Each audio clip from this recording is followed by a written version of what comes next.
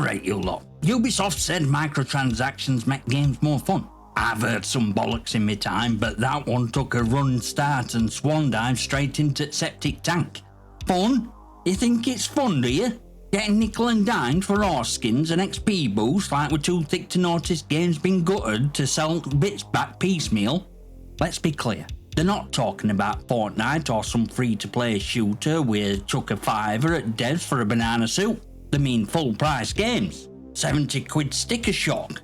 They drop a digital corner shop on top of it and call it player agency. Assassin's Creed? Shops inside shops. Skull and Bones? Feels like a slot machine where your reward is sea shanties and shame. And Siege? Jesus Christ. That used to be a tactical shooter. Now it's Rainbow Six Rave Edition.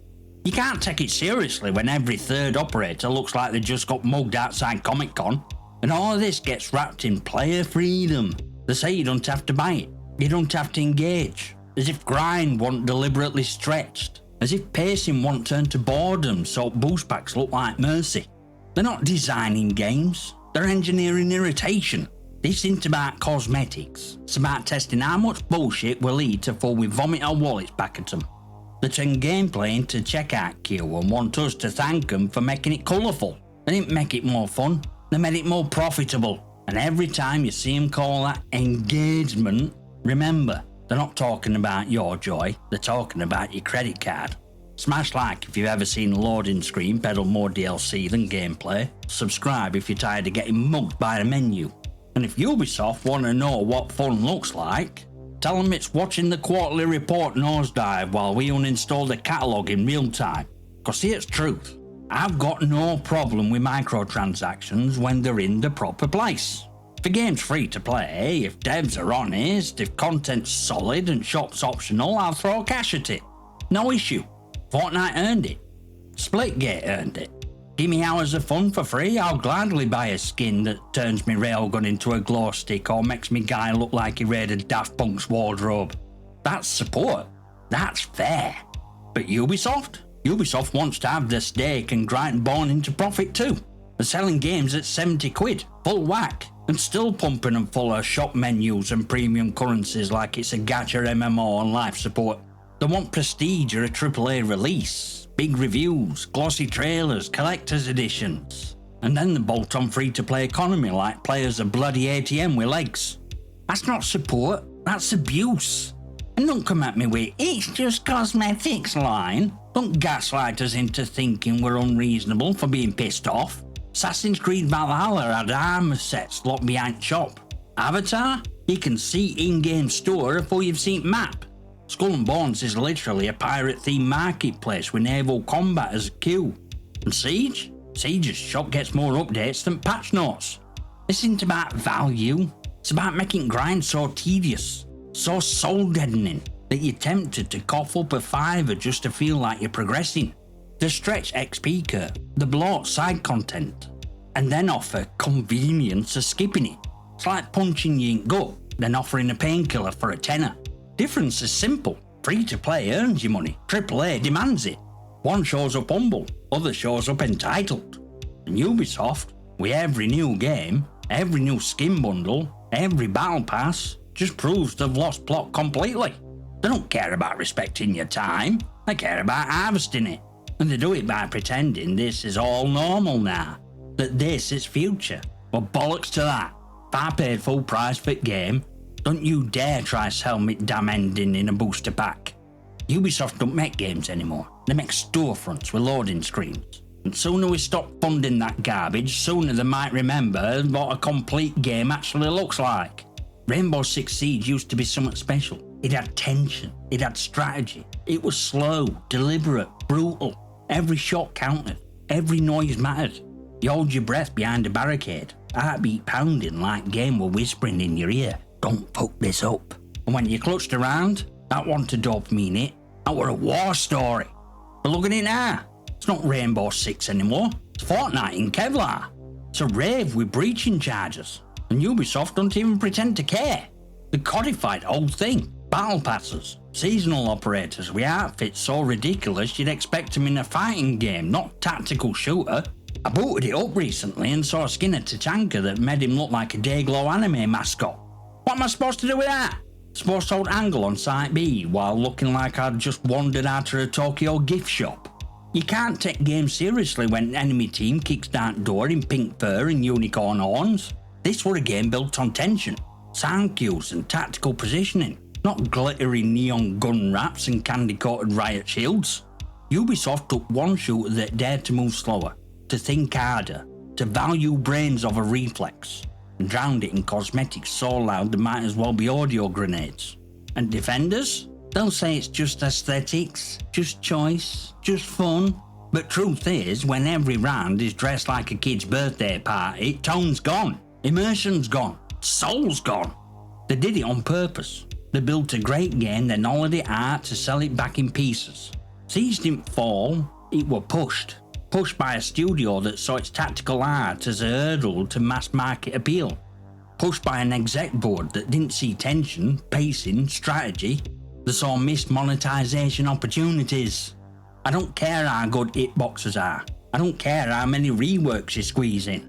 If game's presentation feels like a joke, then it is one. Siege became parody. Clown makeup's baked in now.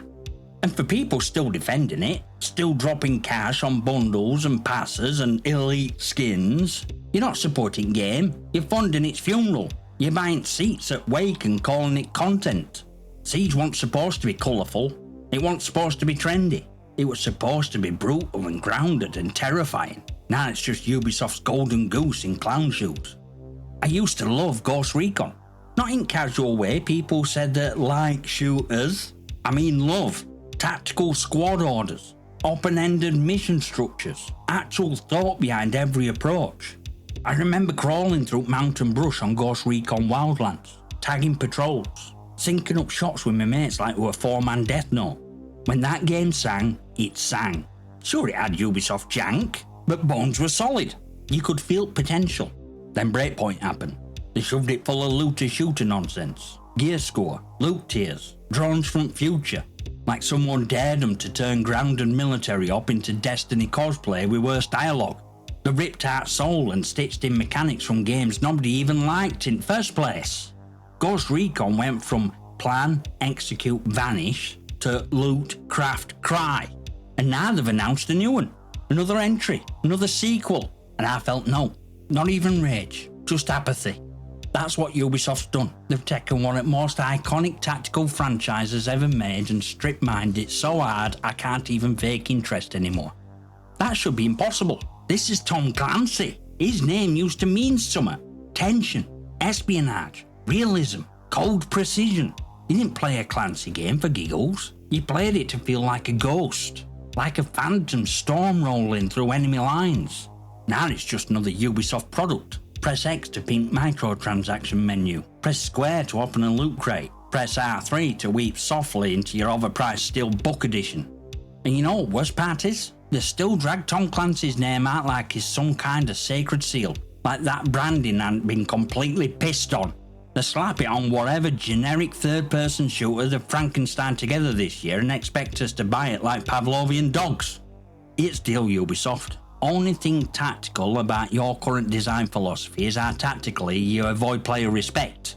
I'm not buying it. I'm not touching it. I'm not even gonna give you my time, my money, or even courtesy or curiosity. Not until you prove your gear toss about legacy you've butchered. And let's be real, you ain't. Cause it's not about Ghost Recon anymore. It's about whatever slurry of trend chasing mechanics your analytics department farted out this quarter. Ubisoft didn't evolve franchise, they buried it. And now they're selling tickets to its own exhumation like it's a brand new ride. Screw that. Let it rot. I'd rather play Oldens on a toaster than spend 1 second supporting this hollowed out corpse parade. Clancy's gone, and so it's Solaris Games. And we all know this, and you don't own your Ubisoft games. You paid for it, you installed it, you might have even bought deluxe bastard version with shiny box and a map you'll never unfold. But you don't own it. Not really. Cause moment Ubisoft decides it's no longer worth the server costs or licensing fees or PR embarrassment, it's gone. Locked out, deleted, bricked with a patch. And that's policy now, innit? Games pulled from storefronts, servers shut down with 2 weeks notice, access revoked to titles people paid full price for. Ubisoft tells you it's for safety, for infrastructure, for resources. But what they really mean is, we didn't see enough whales spending money on cosmetics, so we torched it. You paid to rent it, and their landlords with itchy fingers and a lighter. So why else should I give them my time? Because that's what's really being stolen here. Not just game, hours, memories, investment. Dozens, sometimes hundreds of hours poured into these digital worlds that can be snapped out of existence with a press release. And there's no recourse, no refund, no apology. Just a cold dead launcher and a statement saying, "Thanks for your support." This is kind of crap you were warned about years ago. Always online, live service, cloud saves.